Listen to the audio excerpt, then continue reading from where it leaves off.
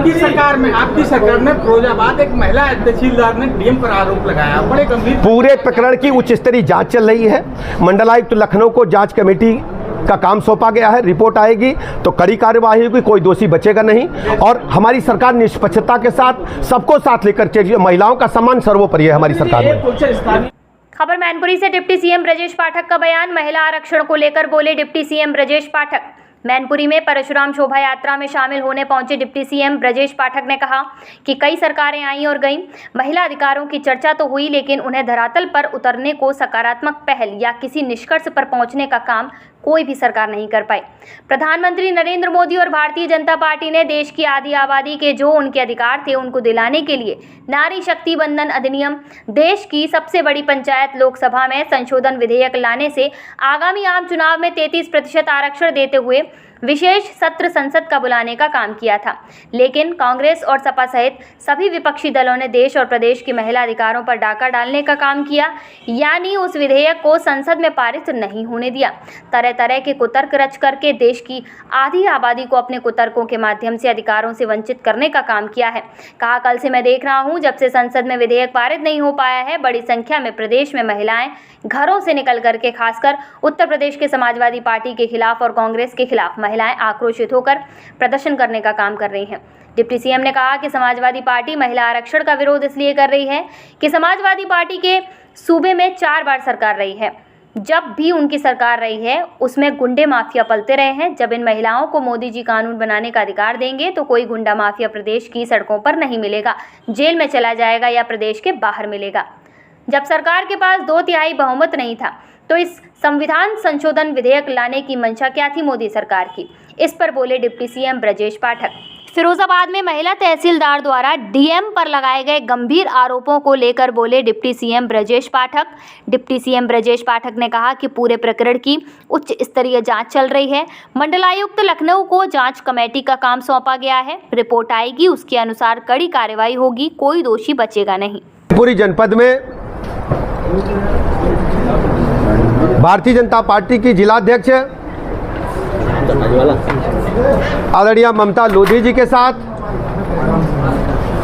Bharatiya Janata party के बहुत ही वरिष्ठ नेता माननीय विधायक पूर्व मंत्री आदरणीय रामनरेश अग्नोत्री जी के साथ माननीय जिला पंचायत अध्यक्ष जी के साथ, माननीय क्षेत्रीय उपाध्यक्ष जी के साथ, माननीय बबलू जी, हमारे सभी वरिष्ठ पदाधिकारियों के साथ देश में चल रही इसमें सबसे बड़ी चर्चा के विषय में आपसे बात करने के लिए हम मैनपुरी आए हैं। हम सब जानते हैं आज़ादी के बाद से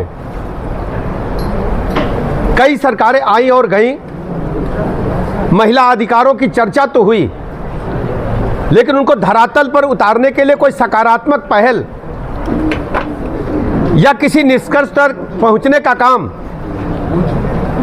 कोई भी सरकारें नहीं कर पाई। आदरणीय प्रधानमंत्री नरेंद्र मोदी जी ने, भारतीय जनता पार्टी ने देश की आधी आबादी के हक और हुकूक थे, जो उनके अधिकार थे, उनको दिलाने के लिए नारी शक्ति बंधन अधिनियम, देश की सबसे बड़ी पंचायत में लोकसभा में संशोधन विधेयक लाकर के आगामी आम चुनाव में 33% आरक्षण देते हुए विशेष सत्र संसद का बुलाने का काम किया था। आप सब अवगत हैं इस संबंध में। लेकिन कांग्रेस और समाजवादी पार्टी सहित सभी विपक्षी दलों ने दुरभिसंधि रचते हुए देश और प्रदेश की महिला अधिकारों पर डाका डालने का काम किया है। यानी उस विधेयक को संसद में पारित नहीं होने दिया, तरह तरह के कुतर्क रच करके देश की आधी आबादी को अपने कुतर्कों के माध्यम से अधिकारों से वंचित करने का काम किया है। कल से ही मैं देख रहा हूं, जब से संसद में विधेयक पारित नहीं हो पाया है, बड़ी संख्या में प्रदेश में महिलाएं घरों से निकल करके, खासकर उत्तर प्रदेश में समाजवादी पार्टी के खिलाफ और कांग्रेस के खिलाफ महिला आक्रोश प्रदर्शित करने का काम कर रही हैं। आज मैनपुरी जनपद में इसी संबंध में आपसे बात करने के लिए मैं आया हूं। हम सब जानते हैं कि हमारे घरों की, हम जितने भी पुरुष बैठे हैं, हमारे घरों को संचालित करने का काम महिलाएं ही करती हैं, और जब कभी मुसीबत आती है लड़ने का साहस भी वही देती हैं। आज देश की महिलाएं, बेटियां फाइटर जेट प्लेन भी उड़ा रही हैं, रेल के इंजन भी चला रही हैं। अत्याधुनिक इलेक्ट्रॉनिक युग में महिलाएं सोशल मीडिया के क्षेत्र में, सॉफ्टवेयर इंजीनियरिंग के क्षेत्र में, इंजीनियरिंग के क्षेत्र में सर्वश्रेष्ठ प्रदर्शन कर रही हैं। दुनिया में जितनी भी बड़ी कंपनियां हैं, उनमें जिन कंपनियों की कमान महिलाओं के हाथ में है, वो कंपनियां आर्थिक जगत में तेजी के साथ प्रगति कर रही हैं।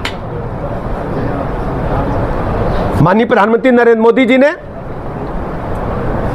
जब देश में कानून बनाने के लिए, महिलाओं को अधिकार देने का काम करने के लिए संसद में संशोधन विधेयक लाए, तो कांग्रेस और समाजवादी पार्टी ने जिस ढंग से बिल को पारित होने से रोका है, ये बहुत ही दुखद है। प्रदेश की महिलाएं बहुत ही दुखी हैं, कष्ट में हैं, और इसका जवाब समाजवादी पार्टी और कांग्रेस को आने वाले चुनाव में भुगतना पड़ेगा। प्रधानमंत्री जी, और यह केवल देश की प्रगति में बाधा नहीं है, क्योंकि केवल पुरुष आगे बढ़े, महिलाएं अपने घरों में कैद रहें। हम ग्लोबल वर्ल्ड की बात करते हैं, दुनिया मुट्ठी में बात करते हैं, और महिलाओं को उनके हक और अधिकार नहीं दे सकते।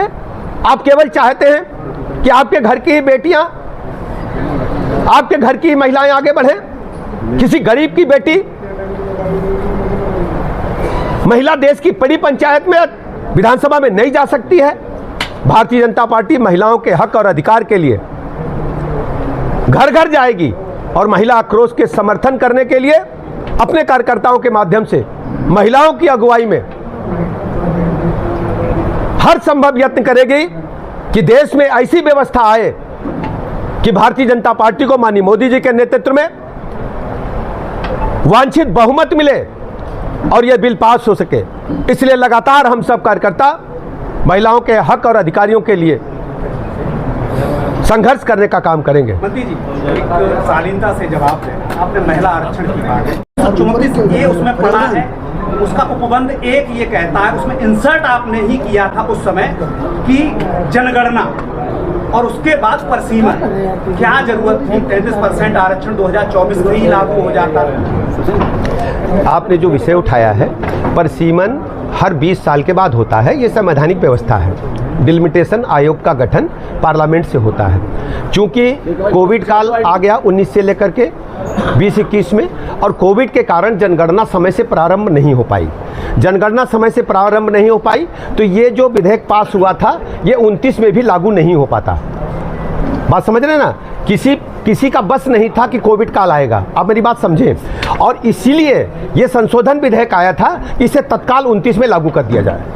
नहीं मंत्री, यही संशोधन करना चाहेंगे सर। जब 2001 में 84वां संशोधन लाया गया था, तो उसमें ये साफ दिया गया था कि 2026 तक बात जनगणना की अनियंत्रित हो रही थी जनसंख्या, इस वजह से 2026 आपने जनगणना को प्रारंभ कर दिया।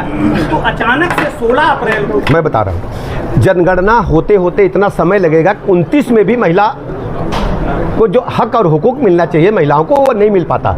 ये लेट होता जा रहा था, इसीलिए हम संशोधन विधेयक लेकर। और उनकी चिंता क्या, समाजवादी पार्टी क्यों विरोध कर, मैं स्पष्ट कर दूं आपको। समाजवादी पार्टी सिर्फ इसलिए विरोध कर रही है कि समाजवादी पार्टी की सूबे में 4 बार सरकार रही है, और जब जब इनकी सरकार रही है, गुंडे, बदमाश, माफिया, लुच्चे, लफंगे सत्ता के संरक्षण में पुष्पित और पल्लवित होते रहे हैं। जब ये महिलाओं को कानून बनाने का अधिकार माननीय मोदी जी देंगे, भारतीय जनता पार्टी देगी, तो कोई गुंडा माफिया प्रदेश की सड़कों पर नहीं मिलेगा, या तो जेल में सड़ेगा या प्रदेश के बाहर मिलेगा। इसलिए समाजवादी पार्टी ने कांग्रेस से मिलकर के इस संशोधन विधेयक को रोकने का काम किया। 543 में 33% ही तो देना था, लागू कर देते। आप मेरी बात समझो, इस बात को, देश की आबादी कहां से कहां जा रही है। यदि सीटों की संख्या बढ़ जाएगी और महिलाएं हक पा जाएंगी, आपको क्या दिक्कत हो रही है? आप कह रहे हैं कि एक रोटी में ही आधी दे दो, और भारतीय जनता पार्टी कह रही है हम 2 रोटी है, महिलाओं को बराबरी का हक देंगे। लेकिन उसमें नहीं, वो आपने 15 वर्ष के लिए ही तो लागू किया है। देखिए, आप जो बात कर रहे हैं संविधान की, आप संविधान को फिर से अध्ययन करो। मैं बता रहा हूं, भारतीय जनता पार्टी ने हमेशा संविधान का, बाबा साहब का सम्मान किया है। जो आरक्षण है ये 10 बरस के लिए लागू हुआ था पहली बार, हर 10 बरस अपने आप बढ़ जाता है और ये भी लगातार ऐसे बढ़ेगा। संविधान संशोधन विधेयक लाने की मंशा क्या थी मोदी सरकार की? जी, जब 2/3 बहुमत नहीं था सरकार के पास, तो ये देखिए, जैसे नारी शक्ति बंधन अधिनियम का सभी दलों ने सर्वसम्मत से पास किया था और हम लोगों ने प्रयास भी किया था, और ये समझ में आ रहा था कि जैसे इन लोगों ने नारी शक्ति बंधन अधिनियम को पास कराया, ये लोग भी साथ में आएंगे। लेकिन उनके तो पेट में दर्द हो रहा था, सत्ता खिसक रही थी। माननीय मोदी जी ने स्पष्ट किया था, आप भी सुनो भैया सुन लो, माननीय मोदी जी ने स्पष्ट किया था, संसद में ऐलान किया था कि आप सब लोग ब्लैंक चेक है, इसका जितना गुडविल है, जितना आपको अपना श्रेय लेना है ले लो। भारतीय जनता पार्टी मोदी जी को कोई श्रेय नहीं चाहिए, आप ले जाओ, केवल महिलाओं को हक और अधिकार देने का काम करो। ये माननीय मोदी जी ने स्पष्ट किया था। नारी शक्ति बंधन अधिनियम को लेकर इस पर हम क्या कहेंगे? मैं कहता हूं कि इसका खामियाजा समाजवादी पार्टी को, कांग्रेस को भुगतना पड़ेगा। ये देखिए, महिलाओं की आवाज है। आपकी सरकार में फिरोजाबाद एक महिला तहसीलदार ने डीएम पर आरोप लगाया, बड़े गंभीर। पूरे प्रकरण की उच्च स्तरीय जांच चल रही है। मंडलायुक्त लखनऊ को जांच कमेटी का काम सौंपा गया है। रिपोर्ट आएगी तो कड़ी कार्यवाही होगी, कोई दोषी बचेगा नहीं। और हमारी सरकार निष्पक्षता के साथ सबको साथ लेकर चलिए। महिलाओं का सम्मान सर्वोपरि है हमारी सरकार में। कुछ स्थानीय समस्याओं को लेकर स्वास्थ्य विभाग में आज तक कोई कार्डियक डॉक्टर नहीं, देखिए रामनरेश भाई साहब ने, मैं आपको पूरी बात सुनी, रामनरेश भाई साहब ने कई बार इस सब्जेक्ट को उठाया है। मैं भी लगातार कहता हूँ, देखिए, आज़ादी से हम 47 में आज़ाद हुए और 17 तक सरकारें विभिन्न दलों को रहीं, कुछ समय भारतीय जनता पार्टी की सरकार रही। इन इतने वर्षों के बावजूद भी इस राज्य में मात्र 17 मेडिकल कॉलेज सरकारी क्षेत्र में थे और 23 मेडिकल कॉलेज निजी क्षेत्र में थे। हमारे बच्चे यदि MBBS करना चाहते तो कर्नाटक जाते थे, महाराष्ट्र जाते थे। सही बात है कि नहीं, बताना जरा। आज 17 से हम 26 में बैठे हैं। 81 मेडिकल कॉलेज पूरी क्षमता के साथ हमारे काम कर रहे हैं। हमने MBBS की सीटें लगभग 2.5 गुने की है, MDMS की 2.5-3 गुनी की है, और विशिष्ट श्रेणी की जो MCH जैसे कोर्स उनमें बढ़ोतरी की है, और बड़ी संख्या में चिकित्सक अब तैयार हो रहे हैं। हमने बार बार रामनरेश भाई साहब से कहा, यदि कोई भी चिकित्सक यहाँ आना चाहता है, हम तैयार हैं उसको भेजने के लिए। तो एक सवाल ये था, आपने प्रयास किया था मंत्री जी ने गाँव में लगाने के लिए, उसके बाद मेडिकल की जितने जनपद के बॉर्डर पे जिला है सब में मेडिकल कॉलेज, फिरोजाबाद हो, इटावा हो। देखिए भाई साहब, अभी कुल 8-10 जनपद बचे हैं जहां मेडिकल कॉलेज नहीं है। हम सभी जनपदों में खोले हैं और शीघ्र ही यहां भी हम मेडिकल कॉलेज खोलेंगे और हमारे प्रस्ताव चल रहे हैं। भारत सरकार को हमने लिखा पढ़ी किया। विपक्ष जो है मुख्य चुनाव आयोग के खिलाफ फिर से एक प्रस्ताव लाना, विपक्ष हमेशा संवैधानिक संस्थाओं पर सवाल उठाता रहा है और उनके पास कोई सगल नहीं है। विपक्ष पूरी तरह से खोखला है। देखिए, बाबा साहब भीमराव अंबेडकर के संविधान को अगर आप पढ़ेंगे तो बाबा साहब का मानना था हर गरीब को पक्का मकान मिले, सबको शुद्ध पेयजल मिले, सबको रहने जीवन जीने लायक सभी वस्तुएं सहूलियत मिले। माननीय मोदी जी ने हर गरीब को पक्का मकान, उज्ज्वला गैस, बिजली का कनेक्शन, शुद्ध पानी, निःशुल्क राशन, इसके अलावा PM स्वनिधि के तहत और हमारी स्वयं सहायता समूह की महिलाओं सबके जीवन में उत्थान लाने का काम किया। देश में 25 करोड़ लोग गरीबी रेखा से ऊपर उठे हैं और लगातार उन्नयन जारी रहेगा। लोकसभा में गिर गया है, अब अगला स्टैंड क्या होगा आपकी पार्टी का? हम जल्दी बताएंगे, जैसे पता चलेगा आपको। वेट करें, ये आंदोलन पहले झेलो। सर आज अक्षय तृतीया है, अक्षय तृतीया पर भगवान परशुराम की जयंती मनाई जाती है, छुट्टी को लेकर आज अक्षय तृतीया पर हम प्रदेश सरकार की तरफ से भगवान परशुराम जी की जयंती पर मैं प्रदेशवासियों को बहुत बहुत बधाइयाँ और शुभकामनाएं देता हूँ।